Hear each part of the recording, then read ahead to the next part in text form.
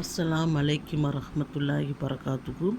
இது உங்கள் இஸ்லாம் of unity channel. இந்த இஸ்லாம் ஆஃப் யூனிட்டி சேனலில் இன்றைக்கி நம்ம பார்க்க போகிறது, இந்த இரண்டு கண்களை நரக நெருப்பு ஒருபோதும் தீண்டாது என்று அல்லாஹ்வோட தூதர் கூறினார்கள்.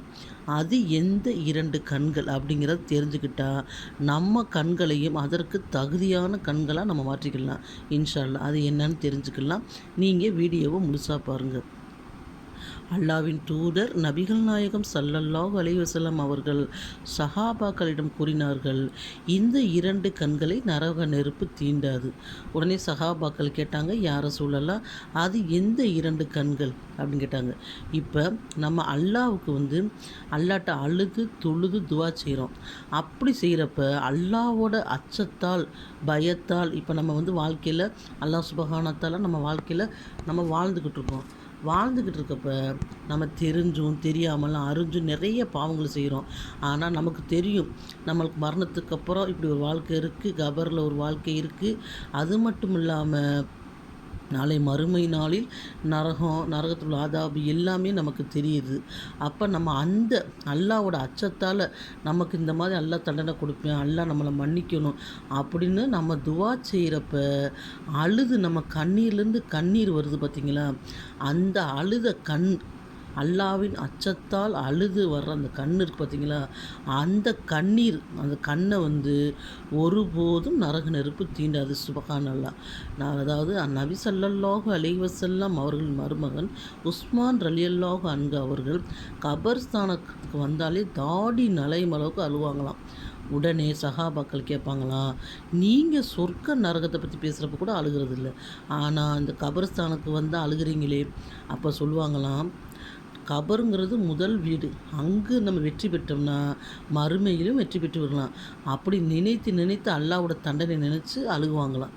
அப்போ நம்ம அல்லாட்ட இரு கரங்கள் ஏந்தி நம்ம பாவ மன்னிப்பு தௌபா செய்கிறப்ப கண்ணிலேருந்து கண்ணீர் வரணும்.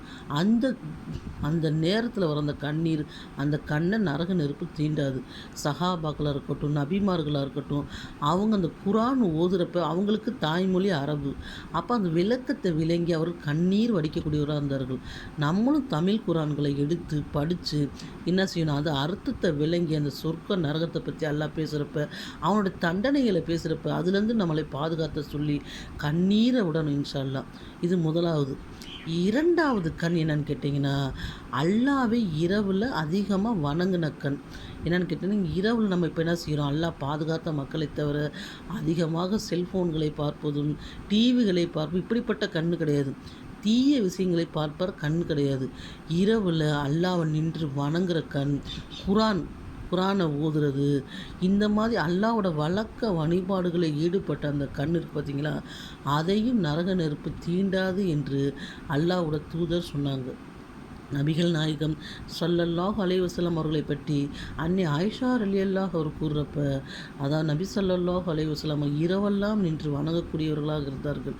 இஸ்ஸால் ஆரம்பித்து காலை பஜர் வாங்க சொல்லும் வரைக்கும், இல்லைன்னா தஹஜ்ஜுதிலிருந்து தன் கால் வீங்கும் அளவுக்கு பெரிய பெரிய சூறாக்களை ஓதி வணங்கக்கூடியிருந்தாங்க. இன்றைக்கி அல்லாஹ் பாதுகாத்த மக்கள் நம்ம என்ன செய்கிறோம், சின்ன சூறாக்களை ஓதி வேகமாக தொழுகையில் முடிக்கிறோம். அல்லாஹ் பாதுகாக்கட்டும். பகலில் நம்மளால் இபாதத் செய்கிறதே முடியல, இரவில் நம்ம என்றைக்கு நம்ம இபாதத் செய்ய போகிறோம். அல்லாஹ் பாதுகாத்த மக்கள் நிறைய பேர் இன்னும் செஞ்சுக்கிட்டு தான் இருக்காங்க. நமக்கும் அந்த பாக்கியத்தை எல்லாம் கொடுக்கணும். நம்ம இந்த நேரத்தில் அதிகமாக துவா செய்யணும்.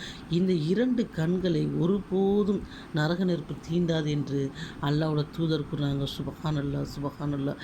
இந்த இரண்டு கண்களாக நம்ம கண்களும் மாறி நரக நெருப்பு தீண்டாத கண்களாக நம்ம இஸ்லாமிய மக்கள் கண்கள் இருக்கணும்னு இந்த நேரத்தில் அதிகமாக நான் துவா செய்து கொள்கின்றேன். ஆமீன் ஆமீன் யா ரப்பல் ஆலமீன். இந்த ஹதீஸ் இடம்பெற்றது பார்த்திங்கன்னா முஸ்லீமில் இடம்பெற்றிருக்கு. அஸ்ஸலாமு அலைக்கும் வரஹ்மத்துல்லாஹி பரகாத்துஹு.